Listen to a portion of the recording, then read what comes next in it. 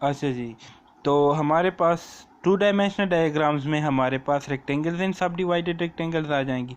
Three dimensional diagrams इसमें हमारे पास cubes and cylinders आ जाती हैं। इसको हम न्यूमेरिकल डेटा से प्रेजेंट करेंगे तो आपको समझ आएगी। तीसरी टाइप है डायग्राम्स की पी डायग्राम्स। इसमें हमारे पास डेटा सर्कल और मुख्तलिफ सेक्टर्स की फॉर्म में प्रेजेंट होता है, इसे हम पी डायग्राम कहते हैं। और पिक्टोग्राम वो होते हैं फिफ्थ टाइप जो है, उसमें हम डेटा को डायग्राम की जो फिफ्थ टाइप है जिसे हम पिक्टोग्राम कहते हैं, बुक में आप देख सकते हैं इनकी डेफिनेशन। इसमें हम डेटा को पिक्चर्स की फॉर्म में प्रेजेंट करते हैं। तो आ जाएं, सबसे पहले आपके पास एग्ज़ाम्पल है 2.9 का, जिसमें हमारे पास एग्ज़ाम्पल 2.9 है।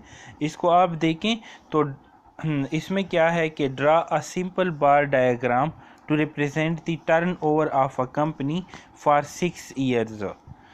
ये किसी कंपनी का टर्न आउट है कि उसने 6 सालों में उसका आउटपुट क्या निकला है।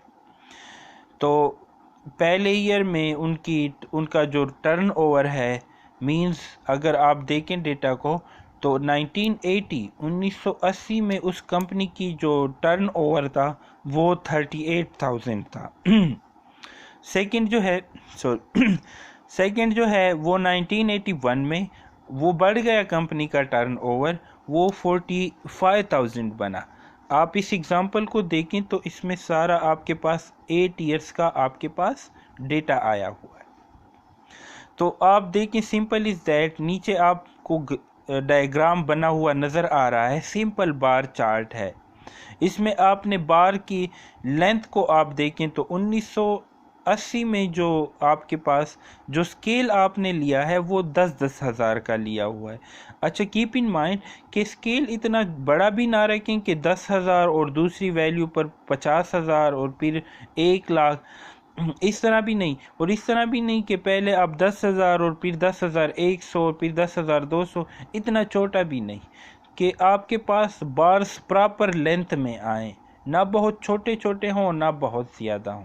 तो स्केल आपने प्रॉपर रखना होगा, जैसे बुक वाले ने रखा है 10-10 हज़ार का। तो इधर आप देखें तो 1980 में आपके पास जो प्रोडक्शन है या जो टर्न ओवर है उस कंपनी का, वो आपके पास 38,000 है। तो बार की लेंथ आप देखें तो 40,000 से थोड़ी नीचे है जो प्रेजेंट कर रही है, तो 38,000 को। सिमिलरली 1981 में आप देखें तो बार की लेंथ 40,000 से ऊपर चली गई और 50,000 और 40,000 के दरमियान आ गई 45,000। बार की लेंथ आपको बता रही है कि वैल्यू कितनी बड़ी है। तो सिमिलरली आप बाकी के लिए कर सकते हैं। तो 8 बार्स आ गई आपके पास जो आपको किसी कंपनी का टर्न ओवर बता रही है। तो आप देखें ये विजुअल रिप्रेजेंटेशन है। इसमें इस डायग्राम को देखने से ही आपको पता चल जाएगा कि कंपनी जो है वो आगे की तरफ जा रही है, उसका टर्न ओवर बढ़ रहा है, वो मुनाफा कमा रही है, क्योंकि बार की लेंथ मुसलसल बढ़ रही है। पहले 1980 में कम थी और होते होते आगे बढ़ती जाएगी। तो आपके पास विजुअल रिप्रेजेंटेशन है ये। This is simple one dimensional diagram. आगे आपके पास मल्टीपल बार चार्ट आप कैसे कंस्ट्रक्ट करते हैं। मल्टीपल बार चार्ट में अगर आप देखें, एग्जांपल है 2.10। एग्जाम्पल नंबर है 2.10, बुक में आप देख सकते हैं। उसने लिखा हुआ है, draw multiple bar chart to show the area and production of cotton in the Punjab from the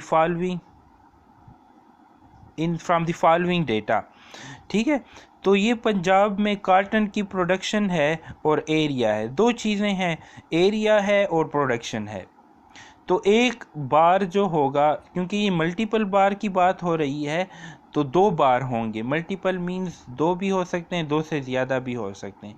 इस केस में हमारे पास 2 बनेंगे, एक एरिया के लिए और दूसरा प्रोडक्शन के लिए।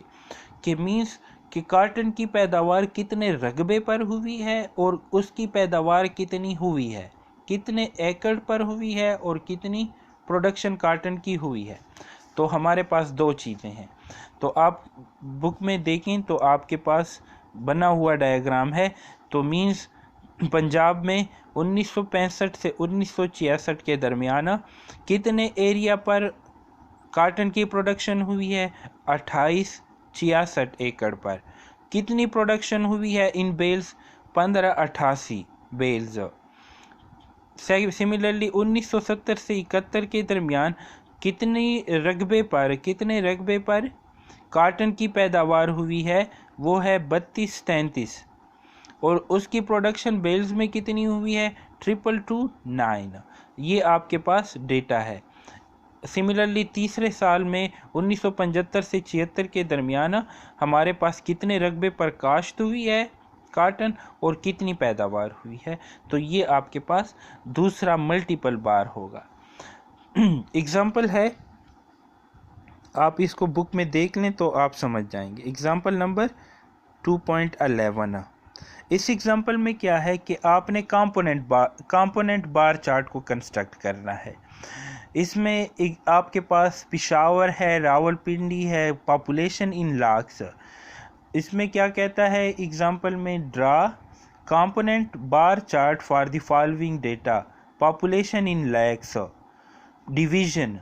आप देखें जो टेबल में आपको नज़र आ रहा होगा, Peshawar both genders, population Peshawar की दोनों जेंडर्स की, मेल और फीमेल्स की 64 लैक्स क्या रिप्रेजेंट हो रहा है, 64 लैक्स, जिसमें से 33 लैक्स जो हैं वो मेल हैं पिशावर के और 31 जो हैं वो फीमेल हैं।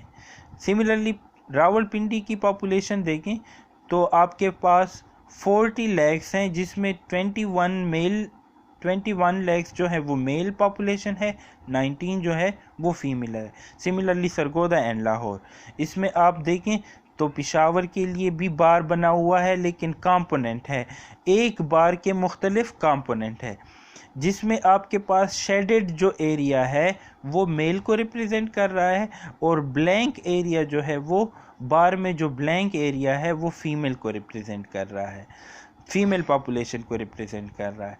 तो इसी तरह कीप इन माइंड आप मुख्तलिफ कलर से भी इन डायग्राम्स को रिप्रेजेंट, इन बार्स को रिप्रेजेंट कर सकते हैं। आप येलो और रेड कलर दें, आप रेड एंड वाइट बिल्कुल रखें, ब्लैक रखें। जितना आप इसको नीटली कंस्ट्रक्ट और ब्यूटीफुली कंस्ट्रक्ट कर सकते हैं उतना ये समझने में आसान होते हैं और उतना वो अट्रैक्टिव नज़र आते हैं। तो यहाँ तक उम्मीद है आपको समझ आ गई होगी। अगले लेक्चर में इंशाल्लाह इससे आगे बात होगी।